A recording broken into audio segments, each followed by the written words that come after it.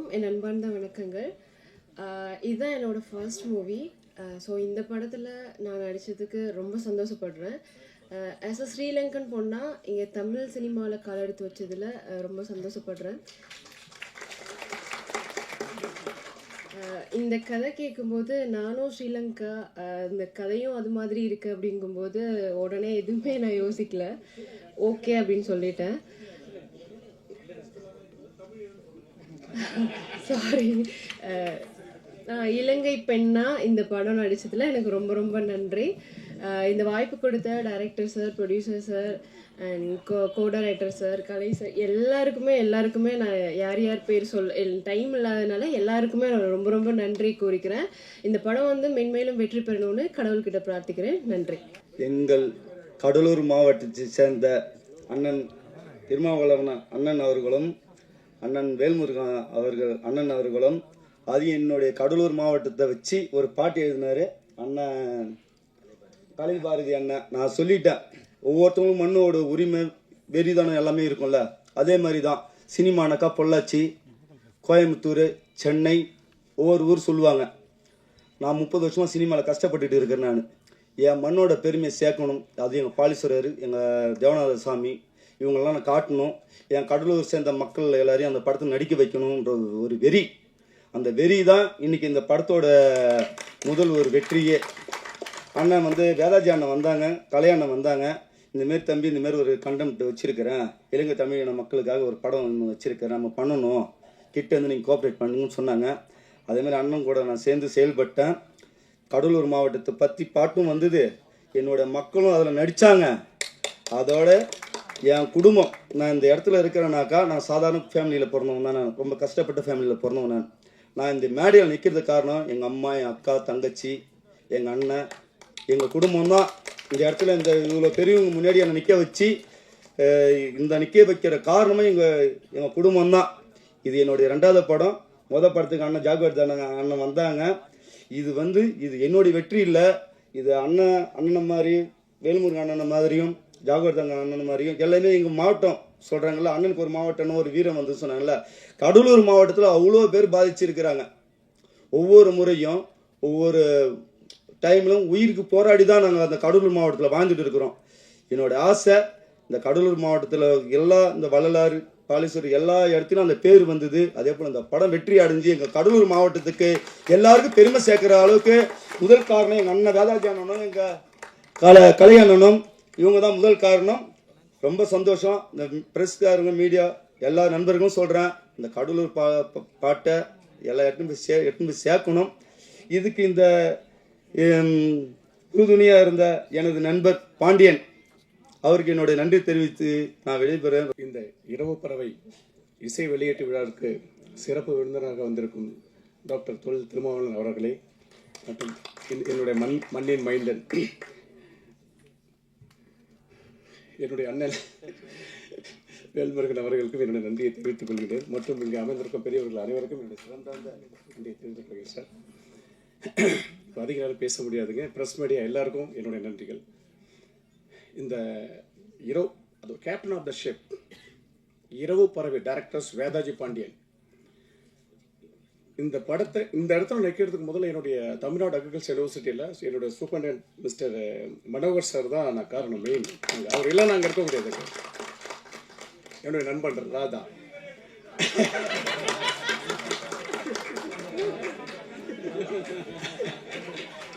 Sir.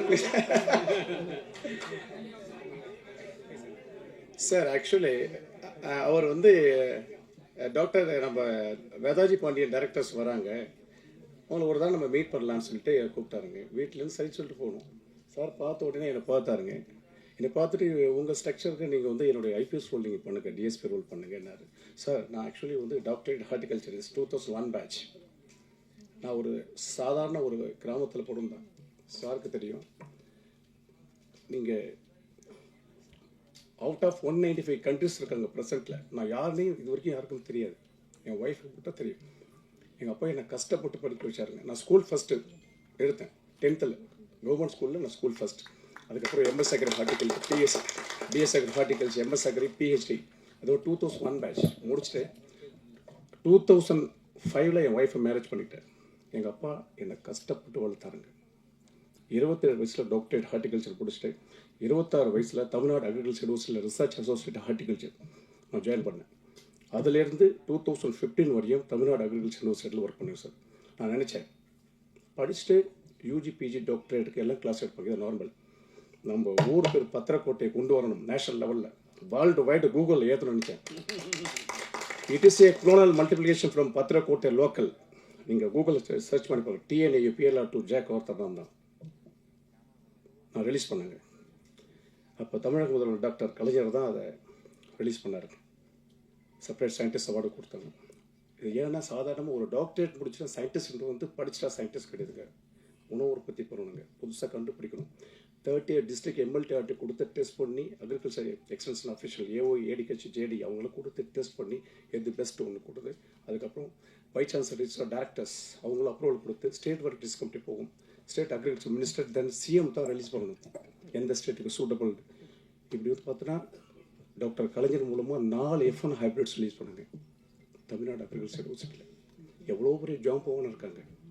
அதுக்கப்புறம் doctor கலைஞர் ஜெயலலிதா மூலமாக அம்மா மூலமாக கோயம்புத்தூர் பெண்டி ஹைப்ரிட் 3 TNAU, தென் TNAU அமராந்தஸ் சிறுகரை ரிலீஸ் பண்ணாங்க. முடிச்சுட்டு இந்த இடத்துல நான் இப்போ நினச்சி கூட பார்க்கலைங்க. ஒரு சயின்ஸ், அதாவது education is the most important tool to change the world. அதாவது there is no substitute for hard work. Hard ஒர்க்கு இனியாத இந்த உலகத்தில் எதுவுமே இல்லை. நான் பார்த்தேன் சார். ஃபஸ்ட் டைம் போகும்போது சார் வாங்க கூப்பிட்டு போனார். சார் உங்களை நான் மறக்கவே மாட்டேன் சார், உயிர் உள்ளாரு. என்னுடைய நண்பர் ராதாவை நான் மறக்க மாட்டேன், எங்கே இருக்காரு தெரியல.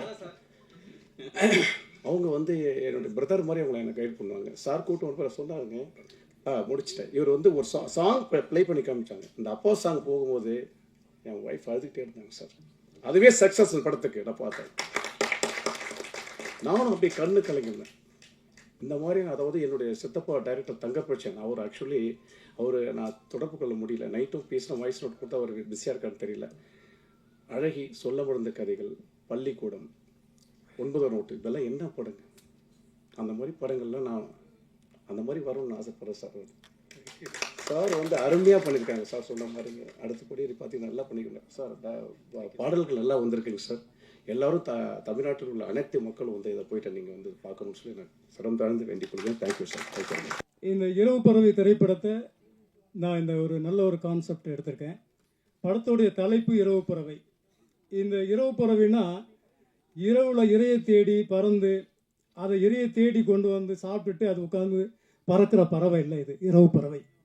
கடல் கடந்து நாடு கடந்து உடைமையில் விட்டுட்டு உயிர் பழச்சா போதும்னு வறுமையில் வாடி தப்பிச்சு தமிழகத்துக்கு வந்து தாய் தமிழ் தொப்புள் கொடி உறவுகளை தேடி வந்து உயிர் பழச்சா போதும்னு வந்து 2 நாட்டுடைய இராணுவத்தையும் கண்ணுக்கு தெரியாமல் மறைஞ்சு கடைசியாக கரை சேர்ந்து வந்து இங்கே வாழ்கிற மக்களுடைய வலியும் வேதனையும் கடல் பறவையா, அதாவது இரவில் வந்து தப்பிச்சு வருவாங்க.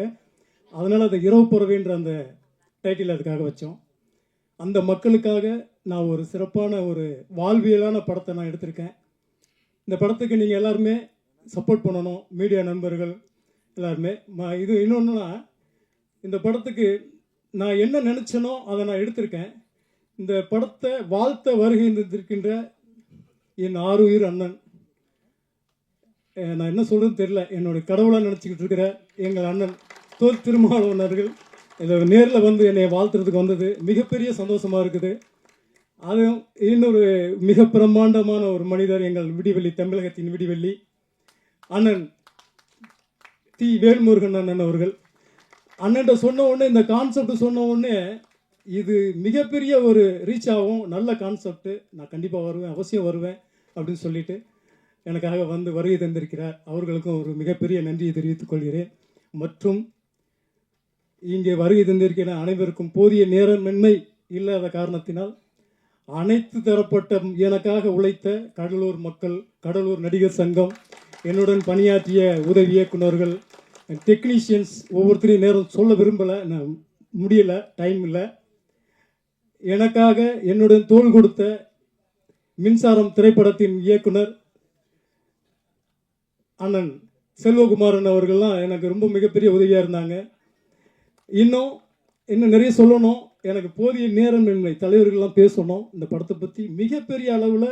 இது கடைக்கோடி மக்களுக்கும் போய் சேரக்கூடிய விஷயமா இதை கொண்டு போகணும்னு சொல்லி நான் விருப்பப்படுறேன். எல்லாருடைய மனசுலையும் எல்லாருடைய வாயிலையும் இரட்டை குடியுரிமையை பற்றி ஒவ்வொரு தலைவர்களும் நம்ம இப்போ இருக்கிற நம்ம முதலமைச்சர் வரைக்கும் ஒரு கோரிக்கையெல்லாம் வச்சுக்கிட்டு இருக்காங்க மத்திய கவர்மெண்ட்டில். எல்லாருமே வாய் வழியாக பேசக்கூடிய ஒரு விஷயத்தை நான் ஒரு திரைப்படமாக எடுத்து இந்த மக்களுக்கு ஏதாவது ஒரு நல்லது செய்யணும் அப்படின்ற ஒரு நோக்கத்தில் எடுத்திருக்கேன். இது எல்லாரும் ஒத்துழைப்பு தந்து மீடியா மக்கள், மீடியா பப்ளிக், ப்ரெஸ்ஸு, சொந்த பந்த அனைவருக்கும், எங்கள் வருகை தந்த அனைவருக்கும் மீண்டும் ஒரு முறை நன்றி சொல்லி விடைபெறுகிறேன். நன்றி, வணக்கம். பத்திரிகை நண்பர்கள், ஊடக நண்பர்கள் எல்லோருக்கும் வணக்கம். அருமை அண்ணன் திருமாவளவன் அவர்களுக்கும் வேல்முருகன் அண்ணன் அவர்களுக்கும் இந்த நல்ல நிகழ்வுகளை கலந்து கொண்டதற்கு நன்றிகள். படம் ரொம்ப நல்லா வந்திருக்குது. ஒரு அற்புதமான ஒரு முயற்சி. உண்மையிலே அந்த அப்பா பாட்டு மனசை உருக்கி இருக்குது. நிச்சயமாக இந்த படம் மிகப்பெரிய வெற்றி படமாக இருக்கும். அதற்கு பத்திரிகை நண்பர்களும் ஊடக நண்பர்களும் துணை புரிய வேண்டும் என்று கேட்டுக்கொண்டு இந்த நல்ல வாய்ப்பை வழங்கிய நல்ல உள்ளங்களுக்கு நன்றி கூறி விடைபெறுகிறேன். நன்றி. படத்தின் தயாரிப்பில் தமிழ் திரை சேனல், தமிழ் என்பது வெற்றியை குறிக்கும். கண்டிப்பாக இந்த படம் வெற்றி பெறும் என்று முதலில் நான் வாழ்த்தி, இரவு பறவை என்கிற இந்த திரைப்படத்தை எழுதி இயக்கி பல்வேறு கடினமான சூழலில், பொருளாதார நெருக்கடியில் அருமை சகோதரர் வேதாஜி பாண்டியன் அவர்களும், அவருக்கு உறுதுணையாக தயாரிப்பில் எனது ஊரை சார்ந்த டாக்டர் பாண்டியன் அவர்களும் உதவி செய்து இன்றைக்கு நம்முடைய போற்றுதலுக்குரிய நாடாளுமன்ற உறுப்பினர், எங்கள் மாவட்டத்தின் மைந்தர், எங்கள் மாவட்டத்தின் பிரதிநிதி, இந்த கதையை நம்முடைய இயக்குனர் அவர்கள் வடிவமைத்திருக்கிறார்கள் அல்லவா, எழுதி இயக்கியிருக்கிறார்கள் அல்லவா, இதுக்குள் உண்மையிலேயே செயல் வடிவம் தர வேண்டும் என்றால் அது தமிழக சட்டமன்றத்தால் முடியாது, இந்திய நாடாளுமன்றத்தால் தான் முடியும். அதை செய்யக்கூடியவராக இருக்கக்கூடிய அண்ணன் விடுதலை சிறுத்தைகளின் தலைவர், என் அன்புக்குரிய அண்ணன் திருமாவளவன் அவர்களையும், வருகை தந்து இருக்கின்ற திரைப்பட இயக்குனர் அரவிந்த் ராஜ் அவர்களையும், கலை மாமணி, மதிப்பிற்குரிய, நான் அவரை சினிமா சின்ன வயசுலேருந்து படங்களை பார்க்கும்போது வரும், அப்படியே சண்டை பயிற்சியெல்லாம் இன்னைக்கு பல நிகழ்ச்சிகள் இது மாதிரி ஒன்றா பேசுகிறதுக்கு பார்க்குறதுக்கு வாய்ப்பு கிடைத்து, தமிழர்களுக்கென்று தனியாக ஒரு அமைப்பை உருவாக்கி அதற்கு அவருக்கான பல்வேறு மிரட்டல்கள், உருட்டல்கள் எல்லாவற்றையும் எதிர்கொண்டு நீங்கள் எல்லா கதாநாயகர்களையும் கையாண்ட உங்களுக்கு இந்த உருட்டல் மிரட்டல் எல்லாம் ஒருபோதும் நீங்கள் கவலைப்பட வேண்டாம். அண்ணன் ஜாக்குவார் தங்கம் அவர்களே, நீங்கள் இந்த மண்ணின் மைந்தன், பச்சை தமிழன். உங்கள் அருகாமையில் இருப்பது விடுதலை சிறுத்தைகளின் தலைவர் அண்ணன் திருமா அவர்கள். அந்தாண்ட நான் உட்காந்துருக்கிறேன். எங்களை 2 பேரை தாண்டி உங்களை இங்கே நடிக்க வந்தவன், அல்லது சங்கம் துவக்க வந்தவன், அல்லது தென்னிந்தியா முழுக்க சொந்தம் கொண்டாடுறவன், ஒரு துரும்பை கூட உங்கள் மீது படாது. நீங்கள் கவலையே பட வேண்டாம், அச்சமே பட வேண்டாம். அதனால் தொலைபேசியில் அடிக்கடி அண்ணன் பேசுவாங்க, வாழ்த்துவாங்க. தமிழ் வாழ்வுரிமை கூட்டமைப்பு சார்பாக நிகழ்ச்சிகளை நாங்கள் முன்னெடுக்க போது, நீங்கள் தென்தமிழ்நாட்டின் தமிழன், திருநெல்வேலி எதில் வீரம் என்று உங்களுக்கு தெரியும், நான் சொல்லக்கூடாது. அதனால் இனி உங்கள் வாயால் வந்தேரிகளாலோ அல்லது வேறு நபர்களாலோ உங்கள் உயிருக்கு அச்சம், பயம் என்கிற வார்த்தை வரக்கூடாது. நாங்கள் இருக்கிறோம் என்பதை முதலில் பதிவு செய்து, அதுபோன்று இங்கு தமிழ் திரைப்பட சிறு முதலீட்டார் தயாரிப்பாளர் சங்கத்தின் சார்பாக வாழ்த்திய அன்பு செல்வன் அவர்களுக்கும், வருகை தந்திருக்கின்ற எங்கள் அண்ணன் திருமா அவர்களை இயக்கிய இயக்குனர் செல்வகுமரன் அவர்களுக்கும், அன்புதுரை, கமலக்கண்ணன், ரங்கராஜன், பாண்டியன், சங்கர், உமாசங்கர், ராஜா, படத்தில் நடித்திருக்கிற அரசியல்வாதியாக நடித்திருக்கிற நிழல் ரவி, குல் சுரேஷ், அனீஷ் பிரபு, சக்திவேல், மதுரம் அம்மா உள்ளிட்டவர்களுக்கும், இன்னும் நிறைய பேர் படிச்சுக்கிட்டே போகணும், எழுதி கொடுக்க சொன்னேன். யாரும் கோபித்து கொள்ளாதீர்கள்.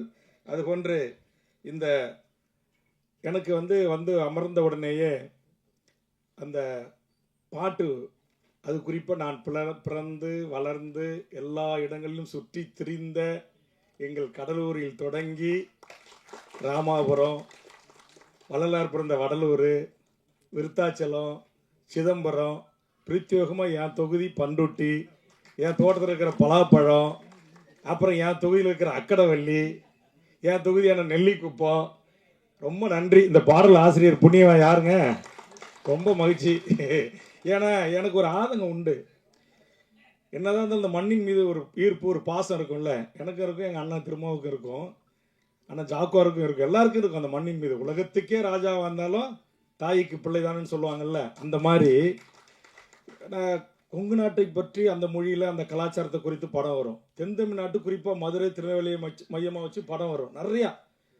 நம்முடைய தமிழர்களுடைய அந்த குடும்பம், உணவு முறை, பண்பாடு, சண்டை, வீரம், திருநெல்வேலின்னா அருவா, மதுரைன்னா ஜெகர்தாண்டா, அப்புறம் இன்னும் நிறையாவும் இருக்குது. வீரத்துலேயும் மதுரைக்கு குறைஞ்சது இல்லை. தமிழர்கள் என்றாலே வீரம் தான், அது எந்த விதம் இல்லை. ஆனால் எங்கள் இந்த நடுநாட்டு மக்கள் இருக்காங்கள்ல, நான், அண்ணன் திருமா, எங்கள் தயாரிப்பாளர் பத்திரக்கோட்டை, இந்த புலியூர்கள், என்ன அது படம் புலியூர், ஒரு அந்த அப்படியே இயக்குனர் என் ஊரை விட்டீங்க. தயாரிப்பாளரே என் ஊர் மதுரை, பத்திரக்கோட்டை தான், என் ஊர் புலியூர். அதனால் புலிக்கு எனக்கு சொந்தம். வாய்ப்பு இருந்தால் எங்கேயாச்சும் இடையில கொஞ்சம் புலியூர் அப்படின்னு சேர்த்து ஒரு வரிகளை. ஏன்னா என் ஊரை சேர்ந்த பாலமுருகன் தம்பி கூட நடிச்சிருக்கிறான், என்னுடைய உறவினர் பையன். அதுக்கு எதுக்காக சொல்ல வரேன்னா, அதை கேட்கும்போது உண்மையிலேயே நான் ரொம்ப ஒரு நெகிழ்ந்துட்டேன். ஏன்னா இதில் நிறைய படங்கள் பார்க்குறோமே, தங்கர் பச்சி அந்த முந்திரி கோட்டை பொறுக்கிறத, பலாப்பழம் போகிறத, அவர் அதுக்கு பிறகு பத்திரக்கோட்டையிலேருந்து வந்து ஒரு தயாரிப்பாளர். நம்முடைய இயக்குனருக்கு சொந்த ஊர் ராமநாதபுரம். அவரை அந்த ராமநாதபுரம் சொந்த ஊருக்காரங்களுக்கு தான் தெரியும் அந்த படகுல வர்ற மீனவர்கள், அவங்க அந்த புலிகள் அல்லது காயம்பட்ட போராளிகள், ஈழ உறவுகளை எப்படி பத்திரமா பாதுகாத்து அடைகாத்து கொண்டு வந்து இங்கே கரை சேர்க்கிறாங்க. அதற்கு அவங்க சந்தித்த வழக்குகள், பொய் வழக்குகள், புனையப்பட்ட பல்வேறு கதைகள். ஆக அந்த திரைக்கதை அவர் சொன்ன உடனேயே நான் கண்டிப்பாக ஈழம் சார்ந்த, அதுவும் குறிப்பாக அகதிகள் என்று சொல்லக்கூடாது, எங்கள் தொப்புள் குடி உறவுகள். ஆனால் இந்த சென்சாருக்காக என்ன செஞ்சிருக்காருன்னா, இந்திய வம்சவழி தமிழர்கள் இங்கே வர்ற மாதிரின்னு சொல்லியிருக்கிறாரு. அது இந்திய வம்சவழி தமிழர்களை காட்டிலும் அந்த மண்ணின் பூர்வீக குடி மக்களான என் ஈழத்து உறவுகள் தான் படகுகளிலே இங்கே வந்து போராளிகளாகவும், கரும்புலிகளாகவும், கடற்புலிகளாகவும், வான்புலிகளாகவும், உலகத்தில் எந்த ஒரு இனத்தின் விடுதலை போராட்டமும் இத்தனை படைகளையும் கொண்டு, வான்புலிகள் என்று சொல்லக்கூடிய விமானப்படை, தரப்படை, கப்பல் படை என்று அத்தனை படை கொண்டு ஒரு விடுதலை போராட்ட இயக்கம் உலக அரங்கில் விடுதலைக்கு போராடியது என்று சொன்னால், அது எம் தமிழக தேசிய தலைவர் மேதகு வேலுப்பிள்ளை பிரபாகரன் என்கிற மகத்தான தலைவன் தலைமையிலான அந்த விடுதலை புலிகளின் இயக்கம். ஆக அந்த இயக்கம் அந்த மண்ணில் ஒரு சுதந்திர தமிழ் ஈழத்திற்காக, அந்த தாகத்திற்காக 50,000 போராளிகள் அந்த மண்ணில் விதையாக விழுந்திருக்கிறார்கள். ஒரே நாளில், ஒரே வாரத்தில் 1,76,000க்கும் மேற்பட்ட மக்கள் கொல்லப்பட்டிருக்கிறார்கள். நேற்றைய முன்தினம்தான் இதை குறித்து செஞ்சியிலே பல்லாயிரக்கணக்கான உறவுகளை திரட்டி இதற்கான ஒரு நினைவேந்தலை நான் நடத்திய போது வேதனையின் உச்சமாக சில வார்த்தைகளை நான் அந்த நிகழ்விலே பேசினேன். வந்த உடனே அண்ணன் திருமாவளவோடு அதை குறித்து நான் பகிர்ந்து கொண்டேன். இன்றைய தமிழ்நாடு முதலமைச்சரிடத்தில் 4 ஆண்டு காலம் தொடர்ந்து சட்டமன்றத்தில் வலியுறுத்தி இருக்கிறேன். அப்படிப்பட்ட அந்த கருத்து தான் இங்கே வாழ்கின்ற எமது தொப்புள்குடி உறவுகளான ஈழ உறவுகள் ஒரு 2 சென்ட், 1 சென்ட், 1/4 சென்ட் நிலம் வாங்கி தங்க பேரில் பதிவு செய்ய முடியாது. உழைச்சி ஒரு இருசக்கர வாகனம் வாங்க முடியாது. இங்கே படித்து, இங்கே நம்மளை இந்தியாவிலேயே பிறந்து இன்றைக்கு கல்லூரி படிப்பை முடித்து இன்றைக்கு விளையாட்டு வீரனாக திகழ்ந்தால், எல்லா 7 மெடல் வாங்கியிருக்கிறது ஒரு ஈழத்து சகோதரி குழந்தை. ஆனால் தெற்காசியாவில் போய் விளையாடுறதுக்கு பாஸ்போர்ட் கிடையாது, அனுமதி இல்லை. காரணம், அவர்கள் அகதி. நானும் அண்ணன் விடுதலை சிறுத்தைகள் தலைவர் அண்ணன் திருமா அவர்களுடைய சார்பாக சட்டமன்ற உறுப்பினராக வந்தவர்கள் தான். மாண்புமிகு கலைஞர் அவர்கள் இருந்தபோது நாங்கள் அவரிடத்திலே வலியுறுத்தி, நான் தொடர்ந்து சட்டமன்றத்தில் பேசி, இங்கு துவக்கப்பள்ளி கூட படிப்பதற்கு ஆரம்ப கட்டத்தில் அனுமதி இல்லை. உயர்நிலைப் பள்ளிக்கு போக முடியாது, உயர்கல்விக்கு வழி கிடையாது. பன்றி குடிசைகளோட கேவலமாக இருக்கும் அந்த குடிசைகள்.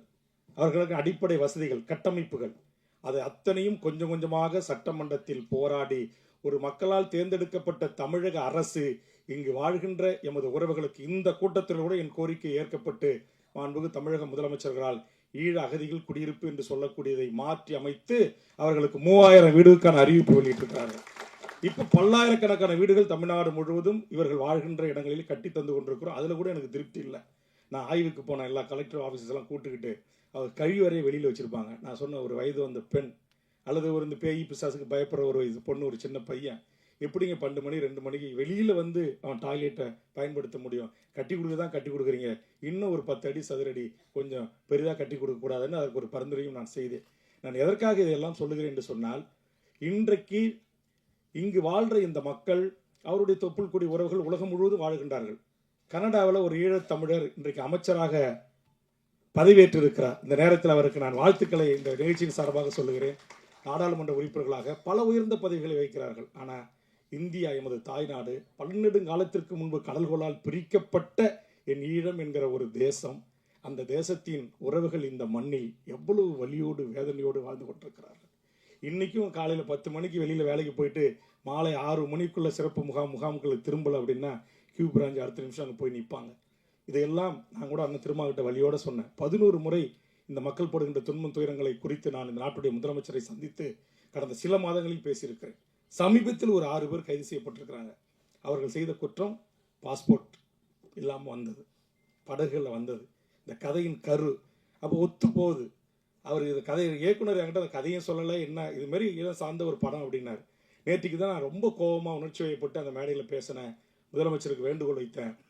தனித்தமிழ் ஈழம்தான் ஒற்றை தீர்வு என்கிற ஒரு சட்டமன்ற தீர்மானமும் உலகம் முழுவதும் வாழ்கின்ற ஈழ உறவுகள்கிட்ட, தமிழ்நாட்டில் இலங்கையில் யாழ்மண்ணில் வாழ்கின்ற அந்த உறவுகள்கிட்டையும் நீங்கள் ஒரு பொது வாக்கெடுப்பை ஐக்கிய நாடு சபையின் ஊடாக நடத்தி அந்த மக்களுக்கான ஒரு சுதந்திர தனித்தமிழ் ஈழ அரசை உருவாக்கி தருவதற்கு மாண்புமிகு முதலமைச்சர் தலைமையிலான 40 நாடாளுமன்ற உறுப்பினர்களும் டெல்லிக்கு உரிய நெருக்கடியை தர வேண்டும்.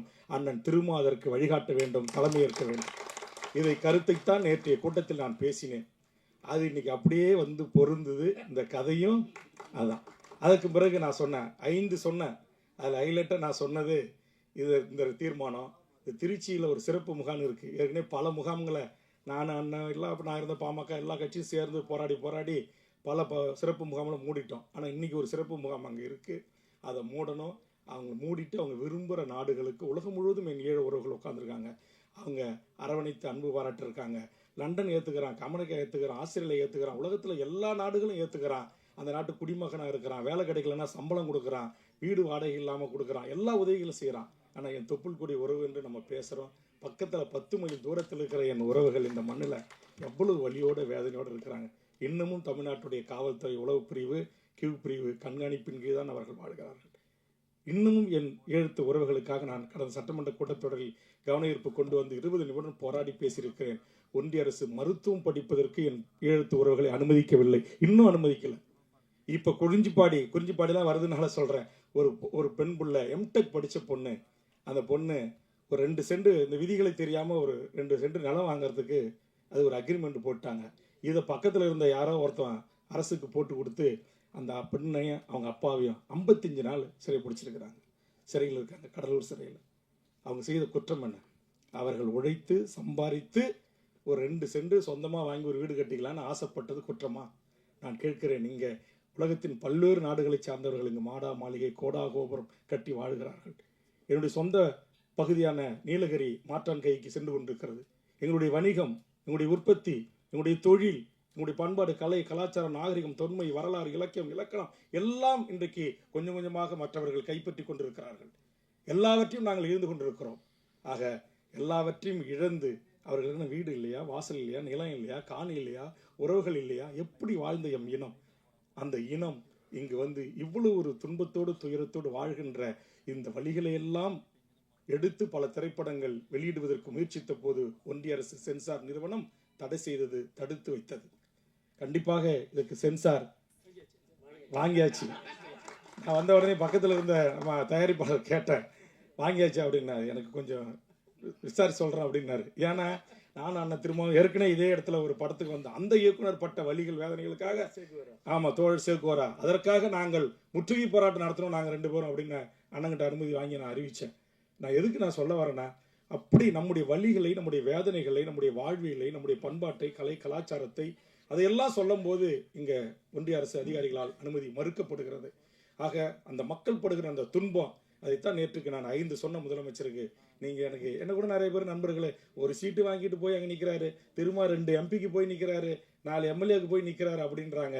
இந்த 2 எம்பியும் இந்த ஒத்த எம்எல்ஏவும் இந்த மண்ணுக்கும் இந்த மொழிக்கும் இந்த மக்களுக்கும் நாடாளுமன்றத்திலும் சட்டமன்றத்திலும் என்ன சாதித்தது என்பதை அப்படி எழுதுறவங்க, அப்படி பேசுறவங்க விவாதம் வச்சிங்கன்னா, ஏதோ விடுதலை சிறுத்தைகள் தலைவர் தலித் மக்களுக்கான தலைவர் அப்படின்னு நிறைய பேர் சொல்றாங்க. இந்தியாவில் இருக்கிற கிட்டத்தட்ட 90 கோடி, இன்னைக்கு 140 கோடி மக்கள் தொகையில 80% மேல் இருக்கிற ஓபிசி மக்களுடைய இடஒதுக்கீட்டுக்காக முதல் குரல் கொடுத்த ஒரு ஓபிசி சாராத ஒரு தலைவன் அண்ணன் திருமாவளவன். அதுபோன்று இன்னைக்கு சட்டமன்றத்தில் நான் சொன்னேன், எனக்கு சீட்டு கீட்டு நோட்டு எதை பற்றியும் கவலை இல்லை, இந்த தீர்மானத்தை நிறைவேற்றுங்கன்னு சொல்லிட்டு, இந்த சிறப்பு முகாமை மூடுங்கன்னு சொல்லிட்டு, ஈழ உறவுகளில் சில பேருக்கு மாறுபட்ட கருத்துக்கள் இருக்கலாம். ஏன் எங்களை நீங்கள் வந்து ரெட்டை குடிமை வாங்குறீங்க, எங்களை அங்கே நாட்டுக்கு தள்ள பார்க்குறீங்க, இல்லை வேற அனுப்ப பார்க்குறீங்கன்னு விரும்புகின்ற எம் ஈழ உறவுகள், என் தாய்மண், எமது புலிகள் உறவாடிய மீன்பிடித்த எங்கள் யாழ், அம்பாறை, மட்டக்களப்பு, திரிகோணமலை, வன்னிமண்ணை போய் மிதிக்க வேண்டும் என்று விரும்புகிற என் ஈழத்து உறவுகள் விரும்புகிறவர்களுக்கு இரட்டை குடியுரிமை, இரட்டை அந்த அனுமதி கொடுங்கன்னு தான் கேட்குறோம். அது அன்பார்ந்த இரவு பறவை என்னும் திரைப்படத்தை இயக்கியுள்ள இயக்குனர் திருமிகு வேதாஜி பாண்டியன் அவர்களே, படத்தின் தயாரிப்பாளர் திரு டாக்டர் பாண்டியன் அவர்களே, இசையமைப்பாளர் மற்றும் பாடலாசிரியர் ஆல்வின் கலைபாரதி அவர்களே, படத்தின் ஒளிப்பதிவாளர் பகவதி பாலா அவர்களே, கதாநாயகன் தம்பி கோகில் சத்யா அவர்களே, கதாநாயகி நந்தினி உதயகுமார் அவர்களே,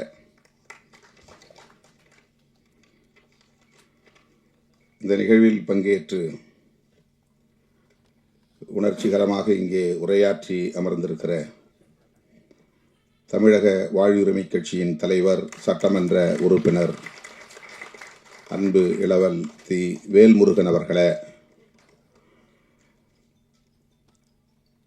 திரைப்பட இயக்குனர் ஊமை விழிகள் புகழ் திருமிகு அரவிந்த் ராஜ் அவர்களே, நமது பெருமதிப்பிற்குரிய கலைமாமணி அண்ணன் டாக்டர் ஜாக்குவார் தங்கம் அவர்களே, தமிழ்நாடு திரைப்பட சிறு முதலீட்டு தயாரிப்பாளர்கள் சங்கத்தின் தலைவர் திருமிகு RK அன்புச்செல்வன் அவர்களே, திரைப்பட தயாரிப்பாளர் ரங்கராஜன் அவர்களே, கடலூர் P. ராஜா அவர்களே, திரைப்பட தயாரிப்பாளர் திரு அனீஷ் பிரபு அவர்களே, திரைப்பட இயக்குனர் அன்பு சகோதரர் செல்வகுமாரன் அவர்களே, கடலூர் மாநகர மாமன்ற உறுப்பினர் திரு சக்திவேல் அவர்களே, கடலூர் திருமதி மதுரம் அம்மா அவர்களே, மற்றும் இந்த நிகழ்வில் பங்கேற்று இதனை சிறப்பித்துக் கொண்டிருக்கிற திரை கலைஞர்களே, திரளாக கூடியிருக்கிற தமிழ் சொந்தங்களே, உங்கள் அனைவருக்கும் என்னுடைய பணிவார்ந்த வணக்கத்தை தெரிவித்துக் கொள்கிறேன். ஜாக்குவார் தங்கம் அவர்கள் சொன்னதைப் போல, இந்த காலச்சூழலில் ஈழத்தமிழர்களை பற்றி திரைப்படம் எடுக்க வேண்டும் என்று சிந்தித்ததே பாராட்டுதலுக்குரியது, போற்றுதலுக்குரியது. அந்த வகையில தயாரிப்பாளர், இயக்குனர் உள்ளிட்ட அனைவரையும் நான் நெஞ்சார பாராட்டுகிறேன், வாழ்த்துகிறேன். அதிலும் மிக முக்கியத்துவம் வாய்ந்த ஒரு பிரச்சனையை இயக்குனர் தொட்டிருக்கிறார். இரட்டை குடியுரிமை என்கிற ஒரு கோரிக்கை. நம்முடைய ஒன்றிய அரசு, பாஜக அரசு CAA என்ற ஒரு சட்டத்தை கொண்டு வந்ததை நாம் அறிவோம். அந்த சட்டம் ஈழத்திலிருந்து வரக்கூடிய தமிழர்களுக்கு குடியுரிமை தர முடியாது என்று திட்டவட்டமாக தெரிவித்திருக்கிறது. அப்படி ஒரு சட்டமே வந்துவிட்டது. அண்டை மாநிலங்களிலிருந்து வரக்கூடிய, தஞ்சம் போகக்கூடிய, அகதிகளாக வரக்கூடியவர்களுக்கு, முஸ்லீம்களுக்கும் ஈழத்தமிழர்களுக்கும் குடியுரிமை தர முடியாது என்று சட்டம் கொண்டு வந்திருக்கிறார்கள். இப்போது இது நடைமுறையிலே நிறைவேற்றப்பட்டு நடைமுறையிலே இருக்கிறது. இன்னும் அதை தீவிரப்படுத்தவில்லை. இப்படிப்பட்ட ஒரு சூழலில் இந்த கருப்பொருளை கதை களமாக்கி இருப்பது மிகவும் முக்கியத்துவம் வாய்ந்ததாக இருக்கிறது. நம்முடைய வேல்முருகன் அவர்கள் சொன்னதைப் போல இரட்டை குடியுரிமை தொடர்பாக சிலருக்கு மாற்று கருத்து உண்டு. நான் அவரிடத்திலே சொன்னேன் பேசிக் கொண்டிருந்த போது. ஒருமுறை நான் செய்தியாளர்களை சந்தித்த போது 1983 தமிழகத்திற்கு தஞ்சம் அடைந்த தமிழ் சொந்தங்கள் இங்கேயே திருமணம் செய்து இங்கேயே பிள்ளைகளை பெற்று அவர்களும் திருமணம் செய்து அவர்களும் இப்போது பிள்ளை பெறக்கூடிய அளவுக்கு 3 தலைமுறை இங்கே வாழக்கூடிய ஒரு நிலை இருக்கிற சூழலில் இங்கேயே பிறந்து இங்கேயே வாழ்ந்து கொண்டிருக்கிற ஈழத்தமிழ் சொந்தங்களுக்கு இரட்டை குடியுரிமை வழங்க வேண்டும் என்ற ஒரு கருத்தை சொன்னேன். அதை சொல்லிவிட்டு நான் பாண்டிச்சேரிக்கு போகிற போது பாண்டிச்சேரியிலிருந்து சில தோழர்கள் அங்குள்ள முகாமில் இருந்து வந்து என்னை பார்த்தார்கள். நீங்கள் எப்படி சொல்லலாம்? நாங்கள் அந்த கோரிக்கையை வைத்தோமா? நாங்கள் எல்லோரும் எங்கள் தாயகத்திற்கு திரும்ப வேண்டும் என்கிற வேட்கையோடு இருக்கிறோம். எங்களுக்கு இங்கே இரட்டை குடியுரிமை தேவையில்லை என்ற ஒரு கருத்தை சொன்னார்கள். 1-2 பேர் அப்படி இருக்கலாம். ஆனால் பலர் இங்கேயே பிறந்து வாழ்ந்து கொண்டிருப்பவர்கள் ஒரு குடியுரிமை என்கிற முக்கியமான கோரிக்கையை உயர்த்தி பிடிக்கிறார்கள். இரட்டை குடியுரிமை அல்லது இந்திய குடியுரிமை. இது மிகவும் முக்கியத்துவம் வாய்ந்த ஒரு பிரச்சனை.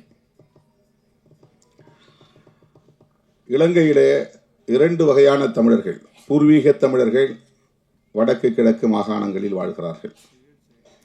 இந்திய வம்சாவழி தமிழர்கள் மலையகத்தில் வாழ்கிறார்கள். நம்முடைய கதாநாயகி நுவரெலியா என்று சொன்னார். நுவரெலியா என்பது அப்கண்ட்ரி, மலையகத்தில், கொழும்புக்கு பக்கத்திலே இருக்கிற மலையகம். கண்டி, நுவரெலியா என்ற அந்த பகுதி தேயிலை தோட்ட பகுதி. இங்கிருந்து சாஸ்திரி காலத்திலே ஒப்பந்தம் போட்டு, சாஸ்திரி பண்டா ஒப்பந்தம் போட்டு தேயிலை தோட்டங்களில் பணியாற்றுவதற்காக லட்சக்கணக்கான மக்களை அழைத்து கொண்டு போனார்கள். 10 லட்சம் பேர் அழைத்து கொண்டு போனார்கள். அவர்களெல்லாம் அங்கே தோட்டத்திலே தொழிலாளர்களாக லயம் என்கிற இடத்திலே, லயம்னா குதிரைகள் கட்டுகிற இடத்திற்கு பெயர் லயம், அதுதான் மக்களுடைய குடியிருப்புக்கும் பெயர். இன்றைக்கும் அப்படித்தான் அவர்கள் வாழ்ந்து கொண்டிருக்கிறார்கள். பிரிட்டிஷ் காலத்திலே கொண்டு போனார்கள். அதுக்கு பிறகு வந்த ஒப்பந்தம் தான் பண்டா சாஸ்திரி ஒப்பந்தம். அந்த ஒப்பந்தத்தின்படி 50% பேரை தமிழ்நாட்டுக்கு அனுப்பிவிட்டார்கள், இந்தியாவுக்கு அனுப்பிவிட்டார்கள். அவர்களுக்கு பெயர்தான் இந்திய வம்சாவழி தமிழர்கள். ஆங்கிலத்திலே ரீபேட்ரியாட்ஸ், தாயகம் திரும்பிய தமிழர்கள். அவர்கள் தமிழ்நாட்டை சார்ந்தவர்கள், இந்திய குடியுரிமை உள்ளவர்கள், வேலைக்காக அங்கே போனவர்கள். பிறகு அந்த அரசு எங்களுக்கு இவர்களெல்லாம் வேண்டாம், இவர்களுக்கு எங்களால் குடியுரிமை எல்லாம் தர முடியாது என்று ஒரு ஒப்பந்தம் போட்டு திரும்ப 5 லட்சம் பேரை அனுப்பிவிடுகிறார்கள்.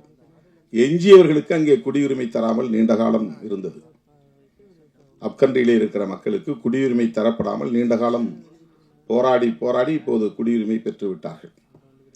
இது பூர்வீக குடி தமிழர்கள் அல்ல.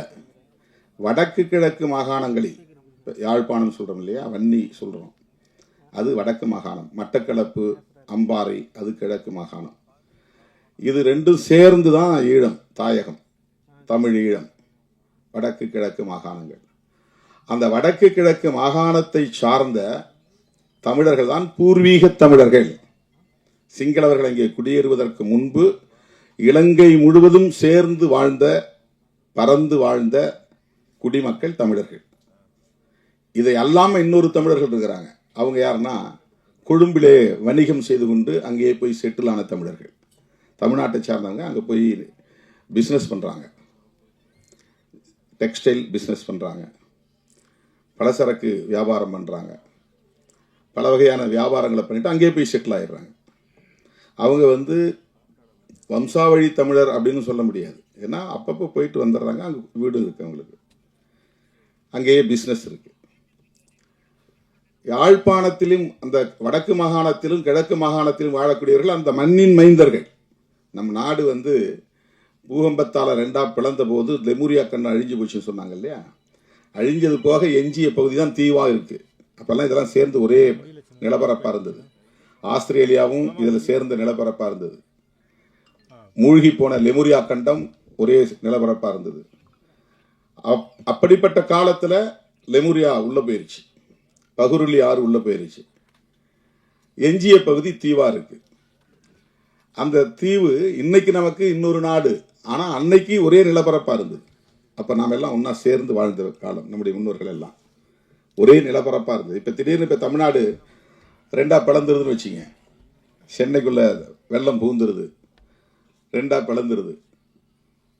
பிளந்த பகுதி ஒரு பகுதி உள்ளே போயிடும், ஒரு பகுதி தீவா மாறிடும், இன்னொரு பகுதி இந்த இந்தியாவோட இணைஞ்சு நிற்கும். தெற்கான தட்சிண பூமியோட இணைஞ்சு நிற்கும்.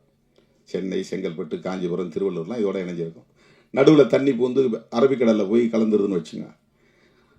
தென்பகுதி எல்லாம் கடலூருக்கு அந்த பக்கம் இருக்கிற பகுதியெல்லாம் ஒரு தீவாக மாறிடும். அந்த மாதிரி தான் இலங்கை தீவு. அப்படி உருவானது தான் இலங்கை தீவு. ஆகவே அந்த இலங்கை தீவிலே வாழ்ந்த மக்கள் ஏற்கனவே இந்த நிலப்பரப்பில் பூர்வீகமாக வாழ்ந்தவர்கள். அவர்கள் இங்கிருந்து குடியேறியவர்கள் அல்ல. ஆனால் அப்கன்றிலே வாழக்கூடியவர்கள், இங்கிருந்து வேலைக்காக போனவர்கள், அழைத்து செல்லப்பட்டவர்கள் ஆங்கிலேயர் காலத்தில். இப்போ நாம கேட்பது வம்சாவழி தமிழர்களுக்கான குடியுரிமை அல்ல. வந்துவிட்டவர்கள் இங்கே இந்திய குடிமக்களாக விட்டார்கள். ரீபாட்ரியாட்ஸ் என்கிற பெயரில் நீலகிரியில் இருக்கிறவங்களாம் அவங்க தான். கொடைக்கானல் பகுதியில் இருக்கிறவங்களாம் அவங்க தான். அதிகமாக மலையக தமிழர்கள் இருப்பாங்க. அவங்கெல்லாம் தாயகம் திரும்பிய தமிழர்கள். அவர்களுக்கு குடியுரிமை பிரச்சனை இல்லை. ஆனால் வேற பிரச்சனைகள் இருக்கு. சட்டப்பூர்வமான இன்னும் சில பிரச்சனைகள் இருக்கு. கண்டி, நுவரெலியா போன்ற பகுதிகளிலே தங்கியிருப்பவர்கள், இங்கிருந்து போனவர்கள் இப்போது அங்கே குடியுரிமை வாங்கி கொண்டார்கள். இப்போ அவங்க எல்லாம் ஸ்ரீலங்கன் சிட்டிசன்ஸ். 1983 கலவரம் ஏற்பட்ட போது, ஜூலை கலவரம் ஏற்பட்ட போது, அங்கிருந்து படகுகளே வந்து இங்கே தஞ்சம் புகுந்தவர்கள் 83 தொடர்ச்சியா கலவரம் நடக்கிற போதெல்லாம், வன்முறைகள் நடக்கிற போதெல்லாம் உயிர் தப்பி பிழைத்து இங்கே வந்தவர்கள் இங்கேயே தங்கிவிட்டார்கள். இப்போ இங்கே இருக்கிறவங்களோடவே திருமணம் பண்ணிக்கிட்டாங்க. இந்திய குடியுரிமை பெற்றவர்களோடவே திருமணம், ஆணோ பெண்ணோ திருமணம் பண்ணிக்கிறாங்க.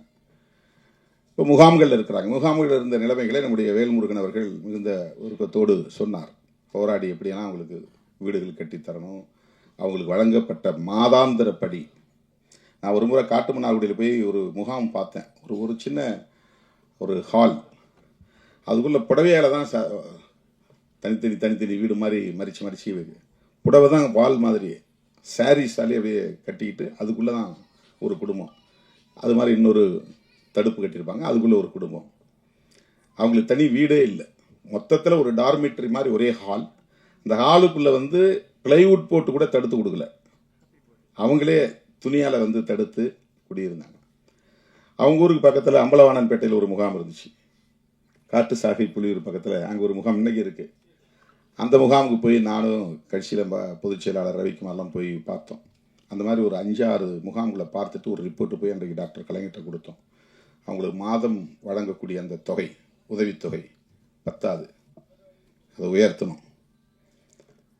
விடுதலை சிறுத்தைகள் கட்சியினுடைய கோரிக்கையை ஏற்று கலைஞர் அப்போ வந்து 300 ரூபாய் 400 ரூபாய் இருந்தது வந்து 600 ரூபா உயர்த்தினார். இன்னைக்கு 1000 ரூபாய்க்கு மேலே வந்துருச்சு, உயர்த்திட்டாங்க. இப்போ அதுக்கு பிறகுதான் வீடுகள்லாம் கட்டணுங்கிற கோரிக்கைகள்லாம் வேல்முருகன் அவர்கள் சொன்னது மாதிரி நம்ம எல்லாம் சேர்ந்து குரல் கொடுத்து இன்னைக்கு வீடுகள் கட்டி கொடுக்குறாங்க. இந்த முகாம்களை இல்லாமல் வெளியே வந்து அரசு அனுமதியோடு தங்கியிருக்கிறாங்க பல பேர். மொத்தத்தில் தமிழ்நாட்டுக்குள்ள 1 லட்சம் பேர் தான் இருப்பாங்க. அவங்களுக்கே இங்கே நம்மளால் வந்து நல்ல வீடு கட்டி தர முடியல. ஆஸ்திரேலியாவோட தரக்கூடிய மரியாதை இந்தியாவில் கிடையாது. கனடாவில் அப்படி தஞ்சம் புகுந்த ஈழத் தமிழர்களுக்கு தரப்படுகிற உரிமைகள், வசதிகள், அவங்களுக்கு வேலை கிடைக்கிற வரலையும் எத்தனை பேர் குடும்பத்தில் இருந்தாலும் அத்தனை பேருக்கும் வந்து அரசாங்கம் சாப்பாட்டு செலவில் இருந்து அத்தனை செலவையும் அரசாங்கம் ஏற்றுக்கொள்கிறது. இங்கிலாந்தில் அந்த மாதிரி. இங்க புலிகளோடு தொடர்புல இருந்தா தூக்கி அடிச்சிடறான், அங்க புலிகளோட தொடர்புல இருந்தா குடியுரிமையை தரான் ஐரோப்பிய நாடுகள்ல. நான் புலிகள் இயக்கத்தில் இருந்தேன், போராட்டத்தில் இருந்தேன் அப்படின்னு சர்டிஃபிகேட்னால நிறைய சர்டிஃபிகேட் கொடுத்துருக்குறேன். அந்த மாதிரி ஒரு எம்பிங்கிற முறையில் வர்றவங்களுக்கு வந்து பிரான்ஸ்லேயே ஐரோப்பியில் ஏதாவது ஒரு நாட்டில் அவங்க போய் தங்கணும்னா, இவர் வந்து ஈழ விடுதலை போராட்டத்தில் ஈடுபட்டவர், ஆயுத குழுக்களோட தொடர்பில் இருந்தவர். அதனால் இவர் இலங்கைக்கு போனால் இவரை கைது செய்து விடுவார்கள் அல்லது கொன்று விடுவார்கள். எனவே இவரை உங்கள் நாட்டில் அடைக்கலம் தந்து அவருக்கு ஏற்றுக்கொள்ளுங்கள் அப்படின்னு நம்ம கடிதம் கொடுக்கணும். அதை வந்து இங்கிலாந்தில் ஏற்றுக்கிறாங்க, ஐரோப்பிய நாடுகளில் ஏற்றுக்கொள்கிறார்கள், அமெரிக்காவில் ஏற்றுக்கொள்கிறார்கள், கனடாவில் ஏற்றுக்கொள்கிறார்கள். இந்தியாவில் புலிகளோட தொடர்பில் இருந்தால் அடுத்த செகண்டே தூக்கி அனுப்பிச்சி விட்டுருவாங்க. கைது பண்ணால் அவர் சொன்ன மாதிரி சிறப்பு முகாமில் போட்டுருவாங்க. எந்த குற்றமும் செய்ய மாட்டாங்க, சாதாரண குற்றம் தான். அதுக்கு என்ன காரணம்னா, இந்திய ஒன்றிய அரசின் வெளி விவகார கொள்கை தான் முக்கியமான காரணம். இந்த குடியுரிமையை பொறுத்தவரையில் தமிழ்நாடு அரசுக்கு எந்த மாநில அரசுக்கும் அதிகாரம் கிடையாது.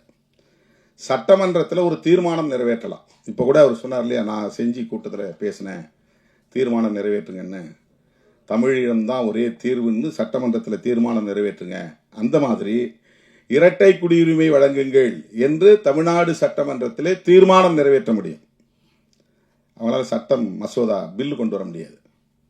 அந்த அதிகாரம் வந்து மாநில அரசுக்கு கிடையாது, இந்திய ஒன்றிய அரசுக்கு தான் இருக்கு. அவங்க ஏற்கனவே சட்டம் கொண்டு வந்துட்டாங்க, அதை தான் நம்ம கடுமையாக எதிர்த்தோம், மிக கடுமையாக எதிர்த்தோம். பாருங்க, மத அடிப்படையில் தான் பார்க்குறான். முஸ்லீம்களுக்கு தவிர மற்ற யார் வந்தாலும் நான் கொடுப்பேங்கிறான். புத்திஸ்ட் வந்தால் கொடுப்பேன் இது குடியுரிமை. கிறிஸ்டியானிட்டி மதத்தை சார்ந்த கிறிஸ்டியன்ஸ் வந்தாங்கன்னா நான் கொடுப்போம். பெர்ஷியன்ஸ் பார்சி மதத்தை சார்ந்த வந்தால் கொடுப்போம். சீக்கியர்கள் வந்தால் கொடுப்போம். இந்துக்கள் வந்தால் கொடுப்போம். ஆனால் எக்ஸப்ட் ஸ்ரீலங்காவிலிருந்து இந்துக்கள் வந்தாலும் தரமாட்டோம். ஸ்ரீலங்காவிலிருந்து வரவனா இந்துவா பார்க்கறதுல தமிழனா பார்க்குறான். தமிழனுக்கு குடியுரிமை இல்லை. அந்த சிஏஏ சட்டத்தில் 2 பேருக்கு குடியுரிமை மறுக்கப்படுகிறது. ஒன்று இஸ்லாமியர்கள், இன்னொன்று தமிழர்கள். இது எவ்வளவு பெரிய ஓரவஞ்சனை! இதுதான் மத சார்பு நடவடிக்கைங்கிறது. இப்போ ஒரு மதத்துக்கு சார்பாகவோ ஒரு மதத்துக்கு எதிராகவோ அரசு இயங்கக்கூடாது என்பதுதான் செக்யூலரிசம்ங்கிறது. அதுதான் கான்ஸ்டிடியூஷன் சொல்லுது. இப்போ சிஏஏங்கிற சட்டம் இயற்றப்பட்டாச்சு, அது நடைமுறைக்கு வரப்போகுது, தீவிரமாக வரப்போகுது. இன்னொரு முக்கியமான செய்தி என்னன்னா, நாங்கள் பல மாநாடுகளில் தீர்மானம் நிறைவேற்றிருக்கிறோம். யூஎன் சார்ட்டர் ஃபார் ரெஃப்யூஜிஸ் அப்படின்னு ஒரு ஐநா பட்டயம் ஒன்று இருக்கு. உலக நாடுகள்லாம் அந்த ஐநா பேரவையில் உறுப்பு நாடுகளாக இருக்கிறவங்கலாம் சேர்ந்து ஒரு ஒப்பந்தம் போடுவாங்க ஒவ்வொரு விஷயத்திலையும். ஹியூமன் ரைட்ஸ் கவுன்சில் தனியாக இருக்குது ஜெனீவாவில். அந்த மாதிரி குழந்தைகளுக்கு தனியாக ஒரு அலுவலகம் இருக்குது. உலக நாடுகள் ஐநா அலுவலகம். பெண்களுக்கான பிரச்சனைகளை கவனிக்கிறதுன்னு ஒரு அலுவலகம் இருக்குது. நியூயார்க்கில் இருக்கிறது செக்யூரிட்டி கவுன்சில். அதுதான் அரசியல் தலைவர்கள், பெரிய தலைவர்கள்லாம் போய் உட்காந்து பேசுகிற இடம். இப்போ ஜெனீவாவில் இருக்கிறது இப்போ நம்மளை மாதிரி ஆள்லாம் போய் பேசலாம். நாம் அனுமதி வாங்கி நம்ம போனால் ஒரு 2 நிமிஷம் 3 நிமிஷம் பேசலாம். ஒரு முறை நானும் போய் பேசியிருக்கிறேன். அது யூஎன் ஹியூமன் ரைட்ஸ் கவுன்சில். அந்த மாதிரி ரெஃப்யூஜிஸ்க்குன்னு ஒரு ஃபோரம் இருக்குங்க. ரெஃப்யூஜின்னா அகதிகள், ரீபேட்ரியாட்ஸ்னா தாயகம் திரும்பியவர்கள். இந்த ரெஃப்யூஜிஸ்க்கு உலக நாடுகளில் யார் தஞ்சம் கேட்டாலும் அவங்களுக்கு கொடுக்கணும், எந்த நாடும் மறுக்கக்கூடாது. போர் காரணத்தினால புலம்பெயர்வாங்க, இயற்கை சீற்றம் காரணமாக புலம்பெயர்வாங்க, வறுமை காரணமாக புலம்பெயர்வார்கள். இப்படி ஏதாவது காரணங்களால் டிஸ்பிளேஸ்மெண்ட், ஒரு நாட்டில் இருந்து இன்னொரு நாட்டுக்கு புலம்பெயர்து. அந்த நாட்டுக்கு தஞ்சம் புகிற போது அவங்கள ரிஜெக்ட் பண்ணக்கூடாது, அவங்கள வரவேற்கணும். வரவேற்று அவங்கள மனிதர்களாக நடத்தணும், அவங்களுக்கான வாழ்வாதாரங்களை உறுதிப்படுத்தணும். அவங்களுடைய கல்வி, அவங்களுடைய சுகாதாரம், அவங்களுடைய மருத்துவம், அவர்களுக்கான வேலை வாய்ப்பு எல்லாவற்றையும் உத்தரவாதப்படுத்த வேண்டும் அப்படிங்கிறது தான் யூஎன் சார்ட்டர். அது உலக நாடுகள்லாம் ஒன்றா சேர்ந்து உருவாக்கி இருக்கிற ஒரு சார்ட்டர். சார்ட்டர்னா அது ஒப்பந்த பத்திரம் மாதிரி, ஒப்பந்த பட்டயம். அது அதுல கையெழுத்திடாத நாடு இந்தியா. மற்ற நாடுகள்லாம் கையெழுத்திட்டு இருக்கிறாங்க. ஏன்னா இவனுக்கு அண்டை மாநிலங்களிலிருந்து நிறைய உள்ள நுழையிறாங்க, அவங்களெல்லாம் இங்கே வச்சுக்கிட்டு எங்களால் வந்து இடம் கொடுக்க முடியாது, உரிமைகள் தர முடியாது. அந்த மாதிரி புலம்பெயரக்கூடியவர்களை உள்வாங்க முடியாது, ஏற்றுக்கொள்ள முடியாதுங்கிற நிலைப்பாடு அந்த காலத்திலிருந்து இருக்கு, இன்னமும் இருக்கு. இப்போ நம்முடைய கோரிக்கைகளில் யூஎன் சார்ட்டரில் இந்தியன் கவர்மெண்ட் கையெழுத்து போடணும் அப்படின்னு நாங்கள் சொல்கிறோம், தொடர்ந்து வலியுறுத்திட்டு இருக்கிறோம். இன்னமும் நம்ம வலியுறுத்தணும். ரெஃப்யூஜிஸ் வந்து நம்ம நாட்டில்